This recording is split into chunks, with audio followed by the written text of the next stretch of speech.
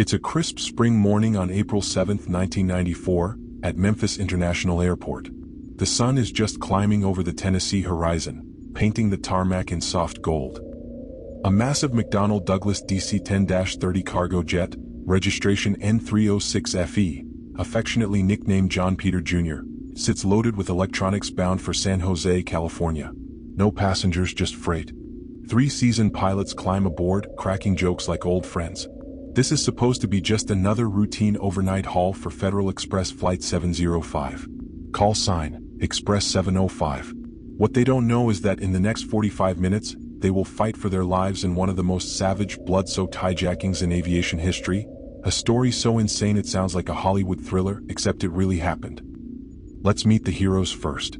Captain Dave Sanders, 49 years old, a former U.S. Navy pilot who flew combat missions in Vietnam. 20 years with FedEx, calm under pressure, the kind of guy who could land a jet in a hurricane and still crack a smile. First Officer Jim Tucker, 42, another Navy veteran with 12 years of Vietnam service and time at People Express Airlines. Tough, quick thinking with hands that could wrestle a DC-10 through hell. And flight engineer Andy Peterson, 39, sharp-eyed and steady, 5 years with the company. These men weren't strangers, they'd flown together before. They trusted each other with their lives every single day. Now the villain, Auburn Callaway, 42 years old, Stanford University graduate, former Navy pilot, black belt in martial arts. On paper, the perfect FedEx employee, but behind the calm face, his world was collapsing. Divorced, 2 kids he desperately wanted to send to college. He was convinced FedEx was discriminating against him because he was black. CVR, before takeoff. But Andy Peterson noticed it was off, shrugged, and flipped it back on. Must have forgotten, he said casually. That tiny decision would later become the smoking gun. Callaway boarded as a deadhead passenger. Deadheading means off-duty crew hitching a ride in the cockpit jump seat. He carried a guitar case. Inside, 2 claw hammers, 2 heavy club hammers, basically mini sledgehammers, a spear gun, and a knife. No one thought twice. Why would they? He was one of their own. Takeoff was smooth. The big jet climbed into the clear blue sky, Memphis shrinking below. For the first 26 minutes, everything felt normal. The crew chatted, relaxed. At around 19,000 feet, Callaway excused himself to the back. The pilots assumed he was grabbing something from his bag. Then he returned, silent, emotionless, a hammer in each hand. What happened next was pure savagery. Callaway exploded into the cockpit like a storm. He swung the hammers with terrifying precision. Crack, crack, crack. Andy Peterson's skull fractured instantly. Blood sprayed across the instruments as his temporal artery was severed. Jim Tucker took a devastating blow that drove bone shards deep into his brain. He felt his right side go numb, paralyzed on the spot. Captain Sanders caught a hammer to the head that nearly tore his right ear off. The cockpit turned into a slaughterhouse in seconds. Blood everywhere. The CVR captured it all. The sickening thuds, the grunts, the panic. He's going to kill us, Sanders shouted into the recorder. But these weren't ordinary men. They were Navy-trained warriors who refused to die quietly. Peterson, dazed, blood pouring down his face, lunged for the spear gun as Callaway stepped back to reload his weapons. He grabbed the spear right between the barbs and barrel, yanking it away despite the ringing in his ears and the world spinning. Tucker, fighting paralysis on his right side, slammed the controls. He threw the massive DC-10 into a violent 15-degree climb. Everyone tumbled backward into the galley like ragdolls. Then he rolled left, nearly 90 degrees, body sliding along the smoke curtain. Finally, the masterstroke, a 140-degree upside-down roll. For a few terrifying seconds, the entire plane was inverted. Callaway slammed into the ceiling, pinned there by G-forces. The crew used those precious moments to fight back.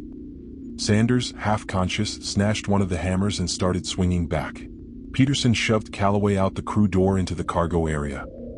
The brawl spilled into the back of the plane, fists, hammers, pure desperation. Tucker, still at the controls but barely able to feel his right arm, dove the jet steeply to 460 knots, over 530 miles per hour. The airspeed indicator screamed. The plane shook violently with elevator flutter and mock tuck. He yanked the throttles to idle to recover, leveling out at just 5,000 feet. The maneuvers were so extreme they should have torn the wings off, but they kept Callaway off balance long enough for the others to overpower him. With Calloway momentarily subdued and tied up using whatever they could find, Sanders took the controls from Tucker. "I've got it, Jim. You help Andy hold him." Tucker, despite his injuries, radioed Memphis Center in a voice that somehow stayed steady. "Express 705, we have an emergency." Turning back direct Memphis. "He had an attempted takeover. He is wounded at this time. We need an ambulance and armed intervention as well." The DC-10 was a mess, heavy with fuel and cargo, 35,000 pounds over maximum landing weight. The cockpit was slick with blood. Sanders ignored the ground proximity warning system blaring, "Terrain, terrain." He requested the longest runway, 36 left, and brought the jet in hot and high. Sharp turns tested the airframe to its limits. The plane touched down safely at Memphis, tires smoking but still under control. Emergency crews rushed aboard via escape slides and ladders.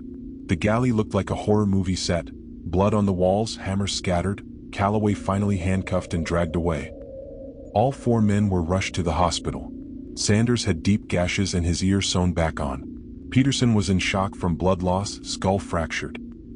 Tucker's injuries were the worst: skull fracture, dislocated jaw, right side paralysis, brain trauma. He would need years of rehab. Calloway himself was battered but alive. Miraculously, no one died. The plane? Repaired for $800,000 and flew for FedEx for another 28 years until retirement in 2022. Calloway's trial in 1995 was swift.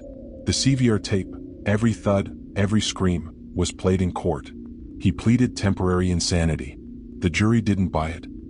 He was convicted of attempted murder and air piracy, sentenced to 2 consecutive life terms without parole. As of today, he's still behind bars at USP Coleman I in Florida. The crew? Their flying careers were over. The head injuries were too severe for commercial certification. But on May 26, 1994, the Airline Pilots Association awarded them the Gold Medal of Heroism, the highest honor a civilian pilot can receive. They became lifelong brothers. Dave Sanders later said in interviews, "We never saw ourselves as heroes. It was just Navy training kicking in." Jim Tucker added that the wild maneuvers saved our lives. "I still can't believe what that plane did. They turned their survival into inspiration, speaking at safety conferences and reminding everyone, sometimes the real monsters wear the same uniform as you." The story exploded in pop culture, featured in the Mayday episode Fight for Your Life, a book called Hijacked, the true story of the heroes of Flight 705, and even podcasts like The Dollop. It happened 7 years before September 11th, proving that the deadliest threats can come from inside the cockpit. Think about it. 3 men, bleeding, half paralyzed, facing a martial arts expert with hammers and a spear gun, and they won. They rolled a DC-10 upside down at 20,000 feet to pin a killer to the ceiling. They landed a jet 35,000 pounds too heavy while fighting for their lives. That's not just survival. That's legend. Flight 705 didn't just refuse to crash. It refused to let evil win. And every time you see a FedEx plane overhead today, remember the 3 ordinary pilots who turned a nightmare into one of aviation's greatest stories of courage.